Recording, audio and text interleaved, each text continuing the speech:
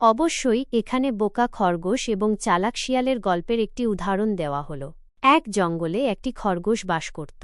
সে ছিল খুব বোকা এবং সহজ সরল। একদিন সে জঙ্গলের পাশ দিয়ে যাচ্ছিল, তখন একজন চালাক শিয়াল তাকে দেখল। শিয়ালটি মনে মনে ফন্দি আঁটল কিভাবে খরগোশটিকে বোকা বানানো যায়। শিয়ালটি খরগোশের কাছে গিয়ে বলল, ওহে খরগোশ ভাই, কেমন আছো? তোমাকে আজ খুব সুন্দর দেখাচ্ছে।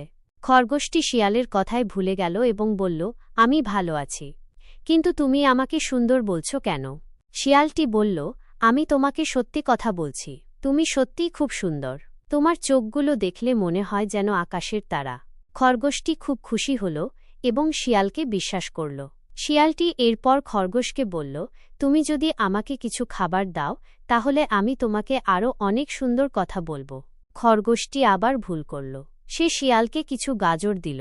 শিয়ালটি গাজর খেয়ে খুব খুশি হল এবং খরগোশকে আরও কিছু সুন্দর কথা বলল। এরপর শিয়ালটি খরগোশকে বলল, তুমি যদি আমাকে তোমার বাড়ির ঠিকানা দাও তাহলে আমি তোমার সাথে দেখা করতে আসব। খরগোশটি আবার ভুল করল। সে শিয়ালকে তার বাড়ির ঠিকানা দিয়ে দিল। শিয়ালটি এরপর খরগোশের বাড়ি গেল এবং তার সব খাবার চুরি করে নিয়ে গেল।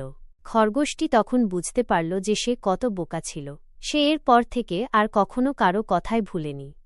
এই গল্প থেকে আমরা শিখতে পারি যে কারো কথায় সহজে বিশ্বাস করা উচিত নয়। সবসময় নিজের বুদ্ধি দিয়ে সবকিছু বিবেচনা করা উচিত।